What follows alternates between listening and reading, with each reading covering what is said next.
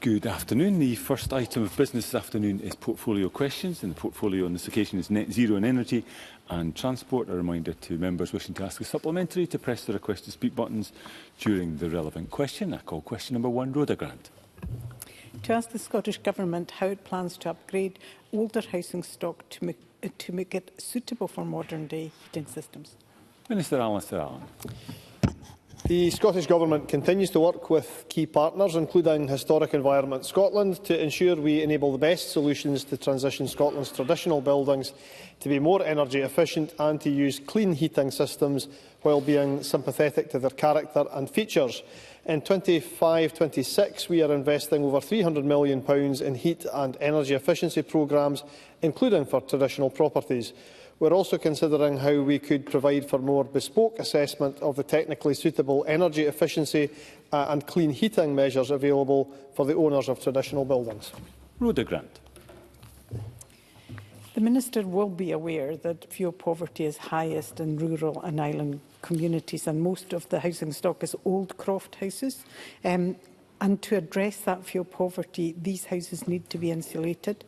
And it's more expensive to do that because the materials are more expensive and labour costs are higher, because a lot of that is not locally available. Can I ask what the Scottish Government are doing to ensure that rural and island homes are upgraded to cut carbon and to tackle fuel poverty? Minister.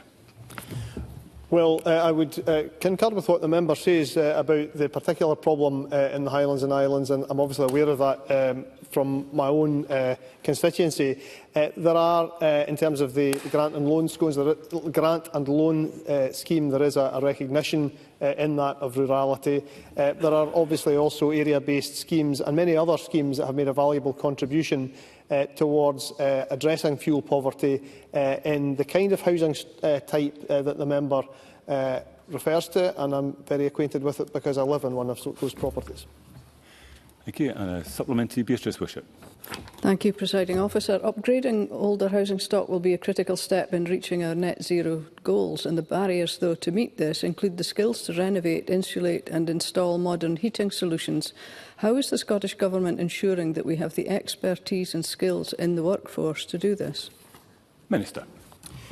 Well, I would agree with the need to make sure that the skills are there and also relevant to, again, island constituencies like the one the member represents, ensuring that the opportunities are there for training and retraining. We have invested in, for instance, a mobile training centre for heat pump installation to ensure that the opportunities for training are more equally available across Scotland. I know that I have visited that van when it has been in Shetland, and I know it has been appreciated by small businesses there, but there's probably examples in that can be replicated across the rest of the country. Question 2, Audrey Nicholl. Thank you, Presiding Officer. To ask the Scottish Government what action is being taken to support the marine energy industry. Minister Alistair Allen. One moment. The Scottish Government has invested around £50 million in marine technology development through the funding of Wave Energy Scotland over the last 10 years. The growth of a world-leading marine renewables industry in Scotland has resulted in Scotland being internationally recognised as a global front-runner in wave energy and home to the world's first and largest tidal stream array and largest tidal energy converter. However, the main levers for enabling the commercialisation of emerging pre-commercial technologies do lie with the UK Government, including through the Contracts for Difference scheme, which is the primary way of supporting new low-carbon power infrastructure. Audrey Nicholl.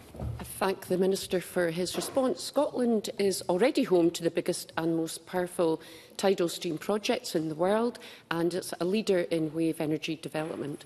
Indeed, the European Marine Energy Centre has contributed over £263 million GVA to the Scottish economy since 2003, instigating over 630 high-value jobs across Scotland and the world's most powerful tidal stream turbine, the O2 in Orkney.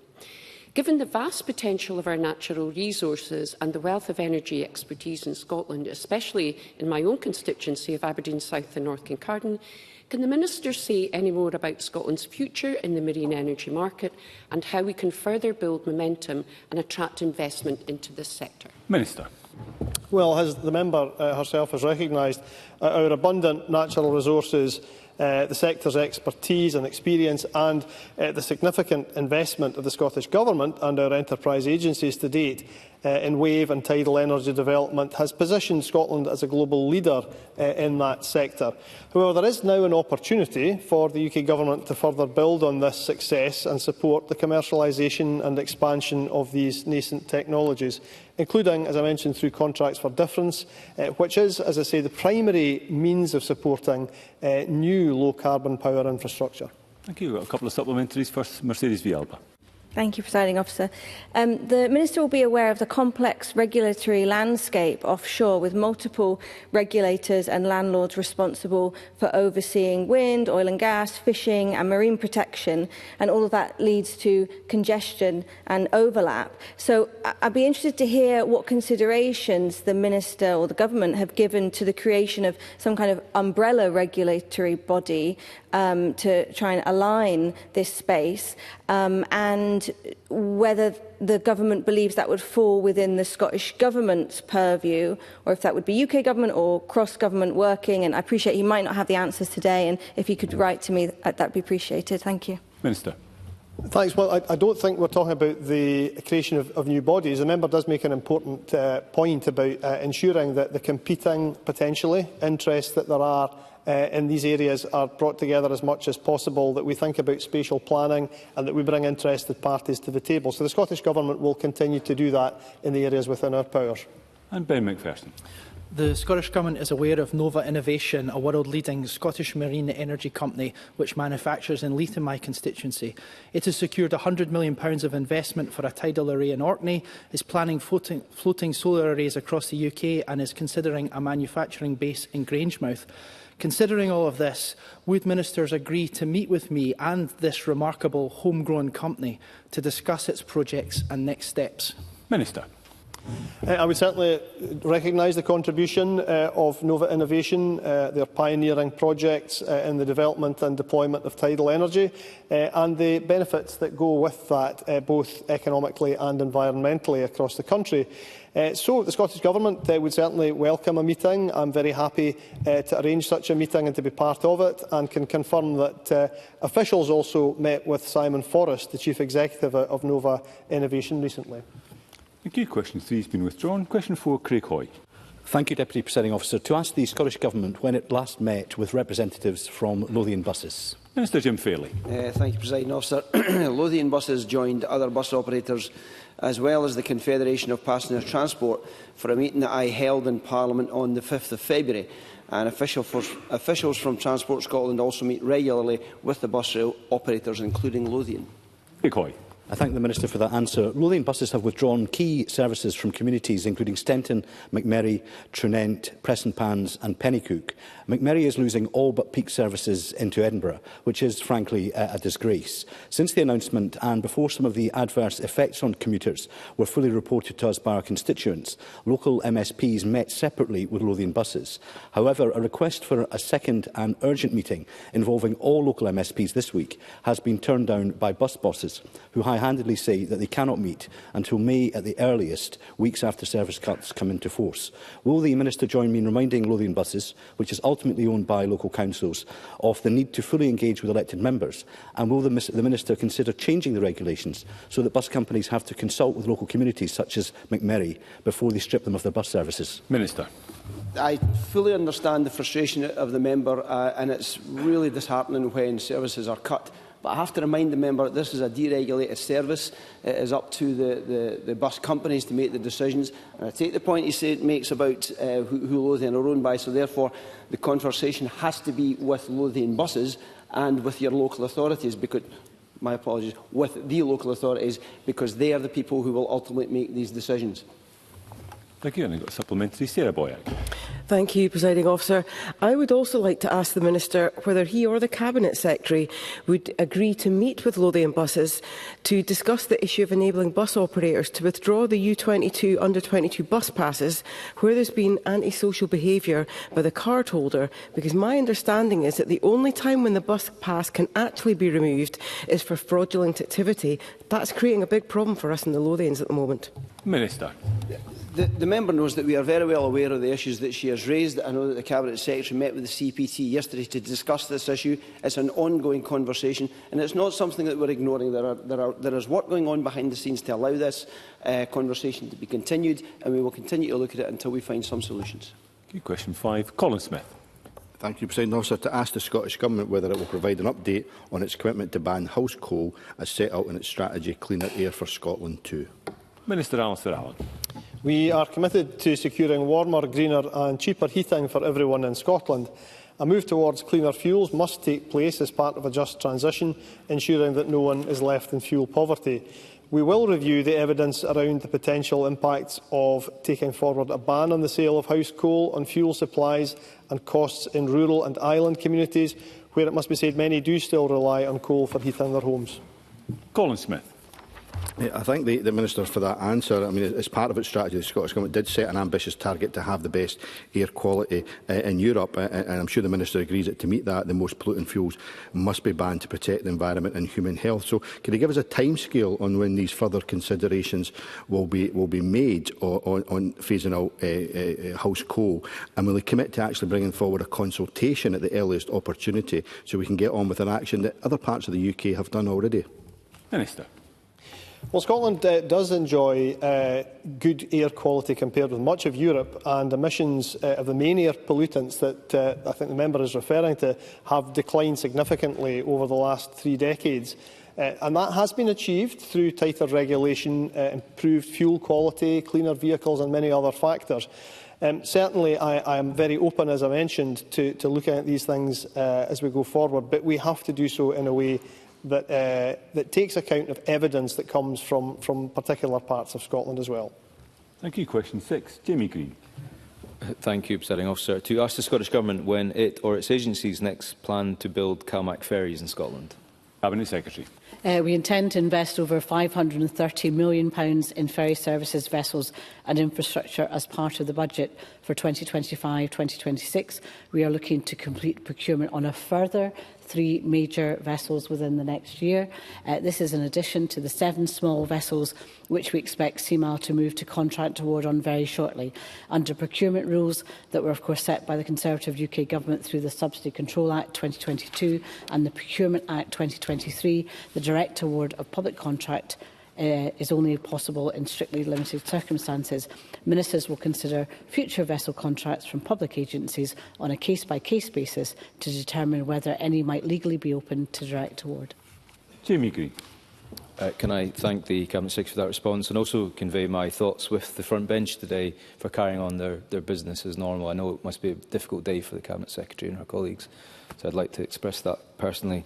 Presiding Officer, I also want to convey my thanks to Ferguson Marine's new Chief Executive, Graham Thompson, and thank the outgoing Chief Executive, John Pettigrew, who I know was a great passionate advocate for ferry building and shipyards on the Clyde. Of course, there was disappointing news about the small vessel replacement scheme, but I think we all have a shared ambition to see that yard flourish in the future. So I guess the premise of my question is, will we look forward to some good news, hopefully for Ferguson and its workers, and start to see some more CalMac ferries being built in Port Glasgow and on the Clyde? I think that's something that we all have a shared ambition for. Cabinet Secretary. I very much appreciate and share his concern to us, and Christian McKelvey was a beautiful and compassionate force of nature. I also respect his remarks and agree with him in terms of his thanks to the outgoing Chief Executive and the welcome to the new Chief Executive, as did the Cabinet Secretary for the Economy when that announcement was made. Clearly, the role of government in that space is to continue to support and invest in Ferguson, as has been announced. My role as the Cabinet Secretary for Transport is clearly in the procurement space, and in terms of the investment that's secured that will take us through those further 3 major vessels, and of course there is SVRP 2 to come on stream as well, that there is a firm future for procurement of ships and vessels for our island communities. Supplementary, Paul Sweeney. Thank you, Deputy Presiding Officer. Would the Cabinet Secretary consider in structuring the tendering procedure for the Small Vessel Replacement Programme Phase 2 to ensure that there is a minimum social value weighting of at least 10% in line with the procurement practices in other parts of the UK, and that would highly likely include UK work share in the contract, as well as thinking about whether you can structure the shipyards or shipbuilding facilities in Scotland as common user facilities, so that any tenderer anywhere in the world can put in their bid an intention to use a UK shipyard or a Scottish shipyard for the purpose of fulfilling the contract. Cabinet Secretary. I've listened very carefully to the member when he's previously made similar remarks in a recent debate or question in this chamber. In terms of that procurement, we are guided clearly by the procurement rules that exist, and I'll take advice from CMAL as appropriate for each of those phases. I think the positive news is the level of investment that we have to take forward procurement, but I'm very cognizant of the remarks the member has made, not just today but previously. Question 7, Colin Beattie. To ask the Scottish Government whether it will provide an update on its work to grow the offshore wind industry. Minister Alistair Allen. The success of Scotland's offshore wind industry is a priority for this Government. Our investment conference last week underlined our commitment to attracting investment and demonstrated the approach we are taking across the public sector, addressing areas like investment, consenting, skills and grid. We are working closely with the sector to align our approach to the challenges that they face. This year we have tripled our capital investment in the sector to £150 million to support the ports, manufacturing and supply chain facilities required, helping to secure jobs and economic benefits at scale in Scotland. Colin Beattie. We are all aware of the urgent need to tackle the climate emergency and to achieve net zero. However, it's also crucial that we unlock the economic potential of the energy transition that can create jobs and boost economic growth for our communities. Can the Minister advise what steps the Scottish Government is taking to establish manufacturing capabilities in Scotland to keep skilled jobs in our communities? Minister.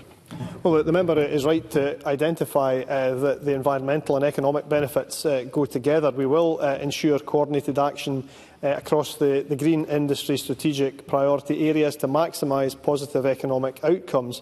And we've significantly invested in Scotland's manufacturing support infrastructure, including just under £75 million investment in the National Manufacturing Institute Scotland and the development of regional and sectoral-orientated facilities focused on improving the knowledge and skill sets that will be needed for that workforce. Our offshore winds focus paper identifies the priority areas for supply chain and infrastructure investment in Scotland's offshore wind sector and underpins the Government's approach to delivering the strategic investment of up to £500 million over 5 years. Okay, we've got a couple of supplementaries. First, Sarah Boyack. Thank you, Presiding Officer. The Minister was at a very positive SOEC event we had in the Parliament this week. And one of the issues that lots of people raised with me was the issue of supply chains and manufacturing. So to follow on to that last answer, will the Minister focus on the certainty and the speeding up of decisions that could be made? Because it's a major issue in the Lothians region to get on with the investment we need. Minister. I would concur with what was said there and thank the member for sponsoring that event, and would likewise highlight the importance of the Scottish supply chain. We're investing, as I mentioned, £500 million, up to £500 million over 5 years. But we hope and expect that to leverage additional private investment of potentially £1.5 billion in the infrastructure and manufacturing facilities critical to growing the sector. And it is ultimately that work by the Scottish Government to engage and attract the interest of the private sector in this that will see the kind of development at scale that the member alludes to. But I can certainly point to specific things too. Certainly strategic projects such as Sumitomo's new cable factory under construction at Nig, or the planned manufacturing facility at Hunterston, as well as at Ardasir, Scapa, Nig and Montrose. And Craig Hoy. Thank you, Deputy Presiding Officer. The Minister will be well aware that in many instances it is the profits from their oil and gas interests that are funding renewables for many companies. Does he therefore share my concern from data released by the OBR yesterday that shows tax receipts from North Sea oil and gas will slump from £5.4 billion to £2.3 billion by the end of this decade? Won't this surely impact profits and impede investment in renewables? Minister. Well, as was discussed earlier on today, the long-term trajectory around the income which the UK government derives from the North Sea, that is determined really by the long-term trajectory of the maturing of the North Sea basin. Now, that does not mean to say that the Scottish Government does not think that oil and gas are important. Clearly they are. But these are trends out with the control of any government that the member refers to. We have to make sure that there is a genuinely just transition for the parts of the country that have invested so heavily and have so many skills in the oil and gas sectors, and to make sure that those people in those industries who are seeking, and they are seeking, many of them new opportunities, get the skills to do that. Thank you. Question 8 has been withdrawn, so that concludes portfolio questions. There will be a brief pause before we move to the next item of business to allow front benches to change.